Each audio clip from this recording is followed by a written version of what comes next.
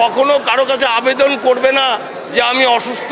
শিল্পীকে সহযোগিতা দিয়ে বলবে আমি শিল্পীকে সহযোগিতা করলাম। রাষ্ট্র তার দায়িত্ব নেবে শিল্পীকে এবং শিল্পীর মর্যাদা বৃদ্ধি পাবে। টানা সপ্তমবারের মতো বেস্ট টিস্যু পেপার ব্র্যান্ড হিসেবে স্বীকৃতি পেয়েছে বসুন্ধরা টিস্যু। দেশ শিল্পী সমিতি সম্মান, আত্মমর্যাদা এবং রাষ্ট্রীয় যে অধিকার আমাদের, সেই অধিকারটা তারা অবশ্যই আদায় করে ছাড়বে।